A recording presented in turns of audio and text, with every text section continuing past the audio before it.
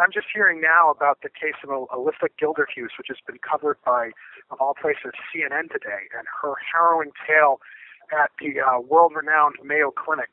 One of the things I hear a lot in regards to the Pelletier case, in regards to my action to protect Justina's life, was that, Boston Children's Hospital is this world-renowned facility. What made you think they were wrong? And you're not a doctor. How did you know? And, all these things. And now we see a substantively similar story, although obviously some different circumstances, taking place at another facility that is supposedly world-renowned, the Mayo Clinic. And,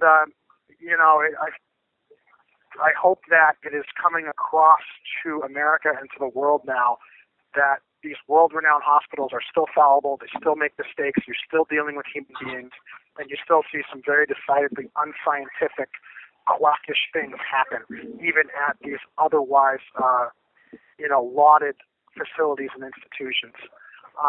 We had actually given a lot of flack to CNN for a particular article one of its reporters, Susan Scuddy, wrote during the Charlie Gard scandal, calling this a 1 in a zillion chance. This doesn't happen. Courts usually go the other way on these things. And we're seeing now this happens all the time.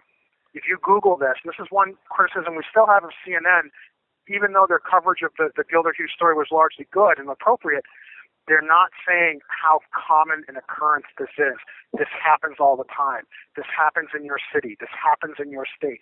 This is happening to American families every day, and people are dying. Not all these stories end as well as the Gilderhus story. Justina is still in a wheelchair because of what happened to her, because Boston Children's Hospital denied her the treatment for the condition she actually had.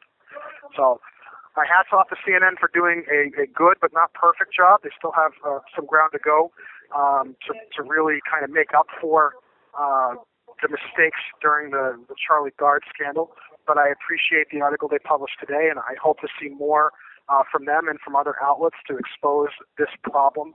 It needs to reach the public that this is going on all the time.